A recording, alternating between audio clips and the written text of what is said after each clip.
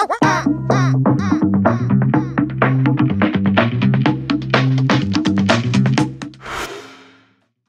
mừng các bạn đã quay trở lại với kênh Thế Giới Hôm Nay. Từ xưa đến nay, nước Việt Nam luôn tự hào là vùng đất địa linh nhân kiệt, là nơi sản sinh ra nhiều tài năng xuất chúng. Và không những trong quá khứ, hiện tại cũng đã có rất nhiều thằng đồng sở hữu những tài năng đặc biệt, làm cho không ít người phải thán phục, thậm chí là ghen tị. Vì sao con em của mình không được như thế nhỉ? Nhưng biết sao bây giờ, đó là định mệnh rồi. Và dù gì đi nữa, chúng ta cũng phải tự hào vì đất nước có được những nhân tài hứa hẹn sẽ làm rạng danh Tổ quốc trong tương lai không xa. Nhưng những thần đồng này là ai? Khả năng của họ là gì? Để có câu trả lời, Thế Giới Hôm Nay mời các bạn cùng tìm hiểu về 8 cậu bé thần đồng Việt Nam và những khả năng phi thường của họ. Hãy cùng xem video nào! 8 cậu bé thần đồng Việt Nam và những khả năng phi thường. 8. Phạm Viết Thiên Phước biết 3 thứ tiếng lúc 2 tuổi. Giai đoạn 1-2 tuổi đầu đời, với những đứa trẻ bình thường chỉ có thể bập bẹ vài từ ba mẹ. Nhưng đối với cậu bé Phạm Viết Thiên Phước thì khác. Khi mới 18 tháng tuổi, Thiên Phước đã biết hết các mặt số. Tròn 2 tuổi, cậu bé đã có thể đếm từ 1 đến 100 bằng cả tiếng Việt, tiếng Anh và tiếng Hàn.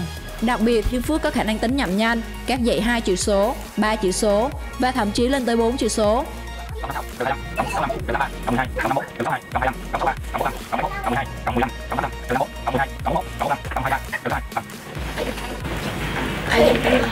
Ngoài tiếng Việt, em còn có thể nghe các phép tính và đọc bằng tiếng Anh và tiếng Hàn Quốc. Năm 2016, khi đó Phạm Viết Thiên Phước chỉ mới 7 tuổi, đã tạo nên cơn sốt khi vượt qua hàng trăm thí sinh cùng trang lứa đến từ khắp nơi trên thế giới để ẵm về giải nhất cuộc thi toán quốc tế ở Dubai.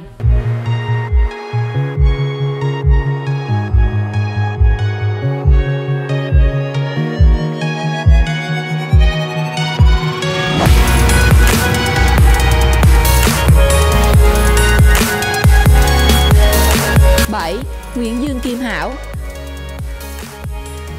Sinh ra và lớn lên ở chợ gạo Tiền Giang, ngay từ năm 2 tuổi, cậu bé Nguyễn Dương Kim Hảo đã bộc lộ rõ tài năng của mình. Chỉ sau một thời gian ngắn tìm hiểu máy tính của ba mình, cậu bé Hảo đã có thể tự viết được phần mềm, giúp cho cha hoàn thành nhanh hơn các công việc được giao. Bên cạnh phần mềm, cậu bé còn rất nhiều sáng chế khác, đặc biệt là các mặt điện tử hẹn giờ, máy khoan cầm tay, sạc điện thoại cầm tay và rất nhiều các thứ cậu không thể nhớ nổi.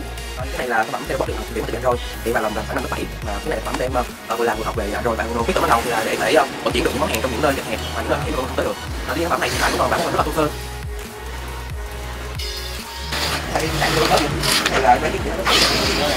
Với khối óc thông minh, Nguyễn Dương Kim Hảo đã đạt được rất nhiều huy chương sáng tạo, tin học trẻ trong và ngoài nước suốt từ năm 2011 đến nay. Nhiều ứng dụng trong số đó được các chuyên gia nhận định là có tính ứng dụng rất cao. Năm 2013, cậu bé thần đồng này đã được vinh danh là gương mặt trẻ Việt Nam tiêu biểu.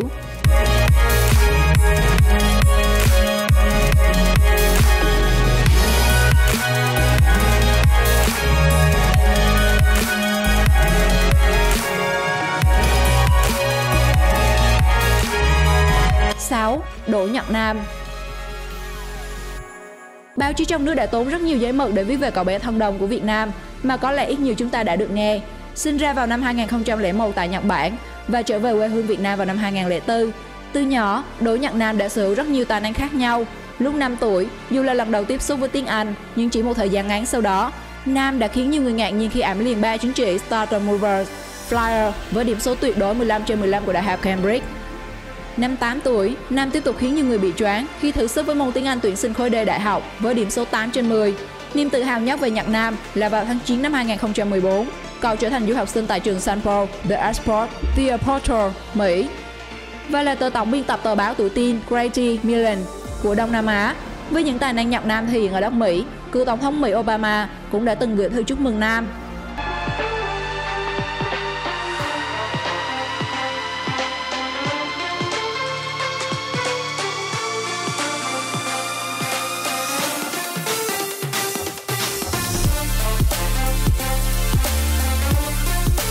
Năm. Nguyễn Bình. Được mệnh danh là thần đồng tiểu thuyết, từ lúc 2-3 tuổi, Nguyễn Bình đã đọc thông, viết thạo. 4 tuổi, cậu đã tạo hộp thư điện tử riêng và dịch phim trên mạng. Từ năm 6 tuổi, Bình đã tạo được hơn 100 khái niệm trên từ điển Wikipedia, chủ yếu về nền văn minh Ai Cập và các nền văn minh cổ đại khác. Năm 10 tuổi, Bình ra mắt 3 tập đầu với gần 1.000 trang của các bộ tiểu thuyết dự kiến dài 8 tập. Năm 2011, Nguyễn Bình ra mắt tập đầu tiên của bộ sách Cuộc chiến với hành tinh Phantom, trở thành một hiện tượng trong làng văn Việt Nam. Nhiều nhà thơ lớn trong nước đã không khỏi kinh ngạc và thán phục khi đọc cuốn tiểu thuyết bởi vốn ngôn ngữ phong phú, khối lượng thông tin kiến thức khủng từ nhiều lĩnh vực, đặc biệt là khoa học vũ trụ, các môn khoa học xã hội, cộng trí tưởng tượng phong phú. Con em bạn 12 tuổi có làm được điều này không nhỉ?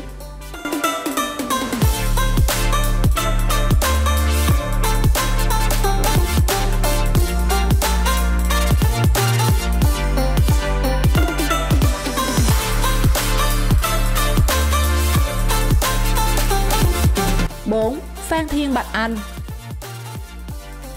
Năm 2012, cô bé Phan Thiên Bạch Anh trở thành một hiện tượng của làng âm nhạc Việt khi liên tiếp gặt hái được những thành công to lớn như giải vàng Liên hoan âm nhạc quốc tế châu Á tại Hàn Quốc, giải nhất bảng A cuộc thi piano quốc tế lần thứ 2, đoạt giải thí sinh Việt Nam xuất sắc nhất bảng A, được nhận học bổng Toyota dành cho những tài năng trẻ Việt Nam.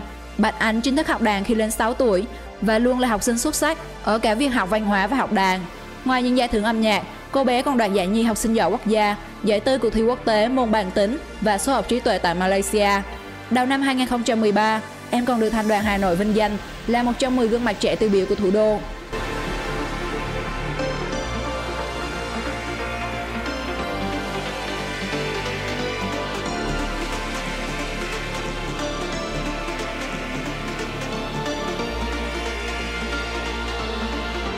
Ba, Phan Đăng Nhập Minh. Sinh ra tại miền quê ở Quảng Trị, ngay từ khi 18 tuổi, cậu bé Phan Đăng Nhập Minh đã nổi tiếng trong vùng nhờ khả năng biết đọc và biết tính toán. Khi đó, mọi người đã không tin vào mắt mình khi cậu có thể đọc hết 3 trang truyền cổ tích, đồng thời có thể tính toán nhanh những phép tính mà người khác đưa ra hay ghi nhớ số điện thoại của người lạ. Ngoài ra, cậu cũng có thể đọc số bằng tiếng Anh trong phạm vi 100. Năm lớp 8, Phan Đăng Nhập Minh là quán quân của cuộc thi trí tuệ chinh phục và đến năm lớp 9, cậu bé đã tự học xong các chương trình của lớp 12. Hiện tại, cậu đang tiếp tục học tập với nỗ lực sẽ trở thành một nhà nghiên cứu toán học, hóa học, đóng góp cho Việt Nam và thế giới.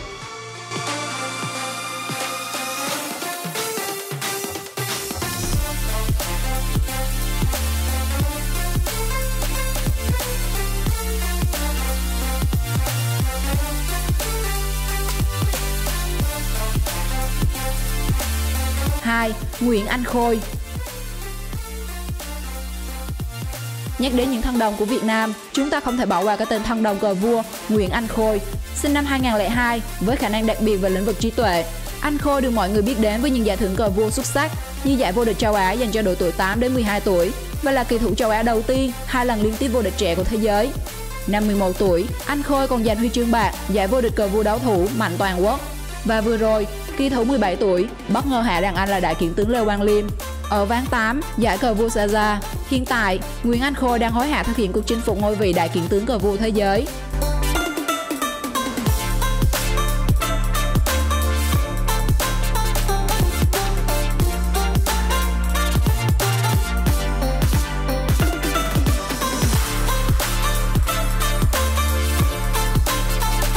Một, Phạm Tuấn Minh. Từng được mọi người biết đến với khả năng ghi nhớ tuyệt vời, năm 2 tuổi, Phạm Tuấn Minh đã thuộc lòng tất cả các quốc kỳ trên thế giới. 3 tuổi, cậu bé đã có thể đọc sách báo rành mạch rõ ràng. Lên 4 tuổi thì khả năng của Tuấn Minh vượt trội hơn cả, khi thuộc lòng lịch vạn niên, thậm chí có thể đọc văn Vatican chi của từng năm. 91, 92, 93, 94, 95, 96. Với khả năng đặc biệt này, Tuấn Minh được các chuyên gia khẳng định, trên thế giới mới ghi nhận một trường hợp có khả năng đặc biệt như thế ở Ấn Độ. Tuấn Minh có bộ óc như máy tính, nghìn người mới có một. Năm 2017, cậu bé Tuấn Minh đã có màn tái xuất đầy ấn tượng tại chương trình Little Big Short Việt Nam. Không chỉ nhớ hết tất cả triều đại và tên các vị vua Việt Nam, Tuấn Minh còn khiến khán giả thán phục khi kể van vách từng sự kiện lịch sử. Danh hiệu thần đồng quả thật xứng đáng với cậu bé này các bạn nhỉ. Nội dung của chúng ta đến đây là hết rồi. Cảm ơn các bạn đã xem video. Và nếu có ý kiến muốn chia sẻ với thế giới hôm nay, bạn có thể để lại trong phần bình luận. Hãy like và share video để bạn bè, người thân của mình cùng xem. Đặc biệt, đừng quên nhấn đăng ký để xem những video mới nhất của kênh Thế giới hôm nay. Xin chào và hẹn gặp lại các bạn. Vị vua nào ở ngôi lâu nhất trong lịch sử Việt Nam? Vị vua Lý Nhân Tông ở nhà Lý ở ngôi 55 năm. Đúng rồi. Thế cháu có nhớ là từ năm bao nhiêu, 55 năm? Từ năm 1072 đến năm 1128. Thật là kinh ngạc với trí nhớ của cháu. Từ nãy giờ thì Bảo Trân thấy bạn chơi nào?